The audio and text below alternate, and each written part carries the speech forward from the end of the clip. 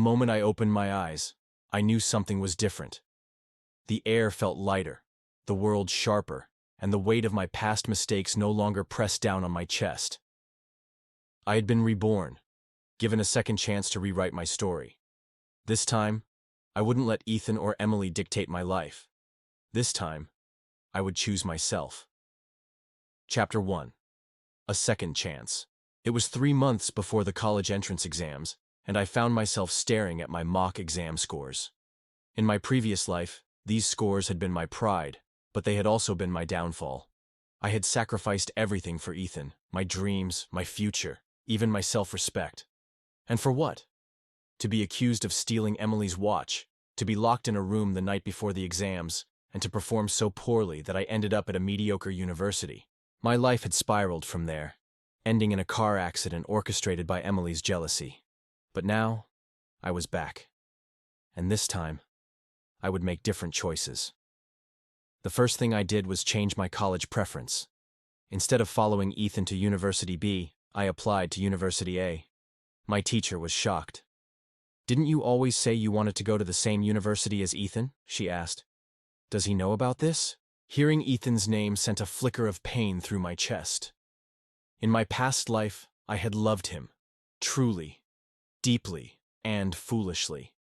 He had been my protector, my confidant, and my biggest mistake. But now, I felt nothing but cold determination. "I don't think that way anymore," I replied. "University A suits me better now." Chapter 2. The Past. Haunts memories of my past life haunted me. I remembered the day Emily had accused me of stealing her watch. She had pulled me aside in front of everyone, tears streaming down her face. "Claire, I know my family isn't wealthy, and you look down on me," she had said, her voice trembling. "But this watch was a gift from Ethan. Please, just return it to me." Ethan had stood by her side, his eyes cold and accusing. "Claire, when you were bullying Emily, did you ever think about your own background? Being poor isn't wrong, but letting poverty breed evil intentions is.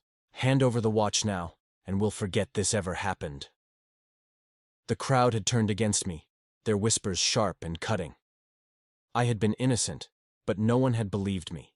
And Ethan, the boy who had once promised to protect me, had locked me in a room the night before the exams, claiming it was to teach me a lesson.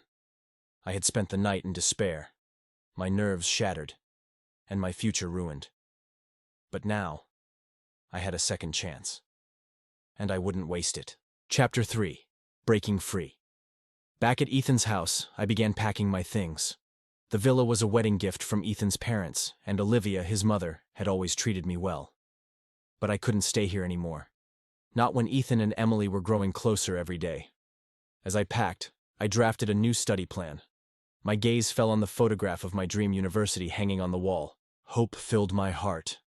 As long as I stayed steady and performed well on the exams, I would soon leave this place behind for good. That evening, Ethan came home with Emily trailing behind him. "Claire, Ethan brought me over again for dinner." "You don't mind, do you?"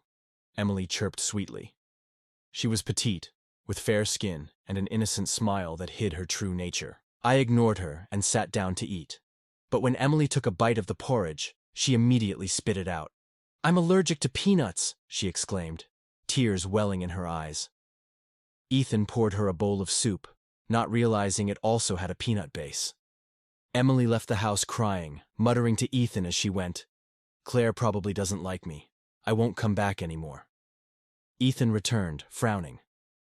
"You did that on purpose," he said. I didn't reply. I was done explaining myself to him. Chapter 4. Moving on. A week later, Ethan stayed on campus to tutor Emily. Meanwhile, I carried a thick stack of practice exams to the library. In the past, Ethan would have stayed home to study with me. But now, he was focused on helping Emily prepare for their shared future at University B. As I packed my books, I came across certificates of achievement Ethan and I had earned over the years. I decided to take my own certificates, my hard-earned accomplishments, and packed them into my bag. These honors were mine alone, earned through my effort, not thanks to Ethan or his family. I left the villa and moved into the old apartment building where I had grown up. It was far out in the suburbs, but it carried the memories of my childhood. I carefully cleaned my father's military plaque, the one he had received posthumously for his bravery. "Dad," I whispered, "I promise I'll do whatever it takes to achieve my goals." Chapter 5. The Final Stretch. With just over 2 months left until the exams, I devoted all my time to studying. While others wasted their days flirting and chatting, I poured every ounce of energy into my review sessions. I was deep into my work when a knock came at the door. It was Ethan. "The engagement banquet is being prepared," he said. "How about the third day after the exams?" In my previous life, our engagement had been arranged according to the wishes of our parents, but now I had no intention of going through with it. "There's no rush," I replied. "Let's talk once Olivia gets back." Ethan stood silently outside my door for a long moment before finally walking away.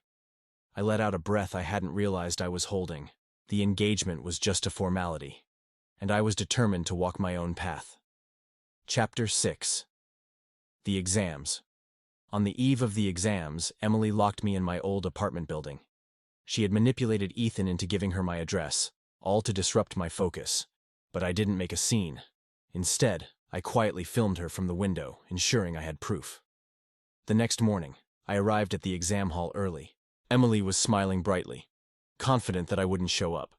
But I did, and I performed better than ever. When the results were released, I was ranked first in the grade. Emily, on the other hand, was taken away by the police after evidence of her framing me surfaced. The tables had turned, and I had finally claimed the life I deserved. Chapter 7. A New Beginning. In college, I juggled part-time work with my studies, consistently ranking at the top of my class. Jason, who had also gotten into University A, kept subtly making his presence known.